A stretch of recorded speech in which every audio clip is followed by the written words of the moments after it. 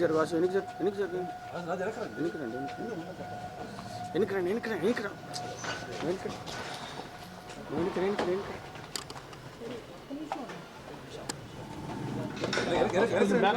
వెనక్కి ఎవరు ఎక్కడ చేరినా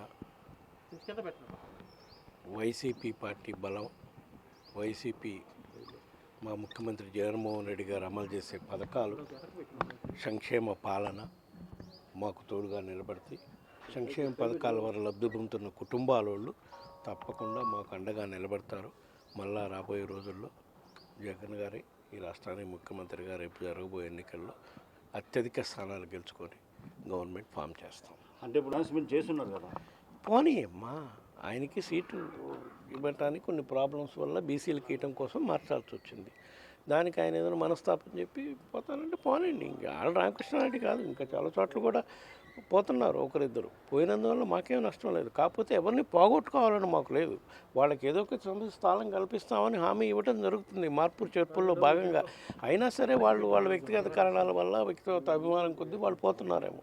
ఆ విషయం వాళ్ళకే వదిలేస్తాం, మనకే సంబంధం. అంటే వైసీపీ నుంచి 5 మందికి ఉన్నారా? ముఖ్యమంత్రి జగన్మోహన్ రెడ్డి గారు ఏ నిర్ణయం తీసుకుంటే దానికి కట్టుబడి పనిచేయడానికి మేము ఉంటాం. ముఖ్యమంత్రి జగన్మోహన్ రెడ్డి గారికి అండగా నిలబడటమే మా కార్యక్రమం. సార్ విషయంలో మార్పులు చేర్పుల విషయంలో, కొత్తగా అభ్యర్థులను పెట్టే విషయంలో ఎలక్షన్ల వరకు నిరంతరము ఈ ప్రక్రియ జరుగుతూనే ఉంటుంది. ఎక్కడ మార్పులు అవసరమో ఉమ్మడి ప్రకాశం జిల్లా కానివ్వండి, రాష్ట్రంలో 175 నియోజకవర్గాల్లో ఇప్పటి వరకు సుమారుగా 35 నియోజకవర్గాల్లో మార్పులు చేయటం జరిగింది. అందులో చాలామందిని పార్లమెంటు సభ్యులుగా పంపించడం జరిగింది, చాలామందిని వేరే నియోజకవర్గాలకు మార్చడం జరిగింది. ఇది ఎవరిని కూడా ఇబ్బంది పెట్టే పరిస్థితి లేకుండా అందరికీ న్యాయం చేసే విధంగా, పరిష్కారం చేసే విధంగా ముఖ్యమంత్రి జగన్మోహన్ రెడ్డి గారు చర్యలు తీసుకుంటున్నారు. ఏమో ఆల్రెడీ 2-3 కాన్స్టిట్యూన్సీలో మార్చారు.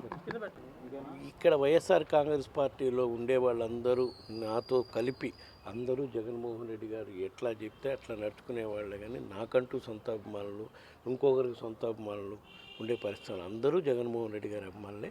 జగన్మోహన్ గారు ఎట్లా ఆదేశిస్తే అట్లా పనిచేయడానికి మేమంతరం నిరంతరం కలిసి పనిచేస్తాం. చంద్రబాబు నాయుడు గారు ఎన్ని డ్రామాలు వేసినా, ఎన్ని యాత్రలు చేసినా, ఎన్ని కదిలిరా అని పిలిచినా ప్రజలు నమ్మే పరిస్థితి లేదు. ఎందుకంటే మరీ ముఖ్యంగా 2014 నుంచి 19 వరకు 19 ఎలక్షన్లో అయితే చంద్రబాబు నాయుడు గారు పవన్ కళ్యాణ్ గారిని ఏ విధంగా కామెంట్ చేశారో అవన్నీ కూడా ప్రజలు మర్చిపోవాలి.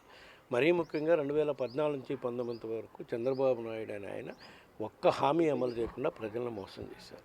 మేము అధికారంలోకి వచ్చిన మొదటి సంవత్సరం నుంచి ఇచ్చిన హామీలన్నీ అమలు చేయటమే కాక కరోనా లాంటి మహమ్మారి టైంలో కూడా రాష్ట్ర ప్రజలకు ఇబ్బంది లేకుండా పాలన సాగించిన ప్రభుత్వం మా ముఖ్యమంత్రి జగన్మోహన్ రెడ్డి గారు కాబట్టి తప్పకుండా అదే ధీమాతోటి మేము చెప్పగలుగుతున్నాం. ఈరోజు 175 నియోజకవర్గాల్లో ఉన్న అభ్యర్థులు గెలిచేదానికి మా ప్రయత్నం మేము చేస్తాం.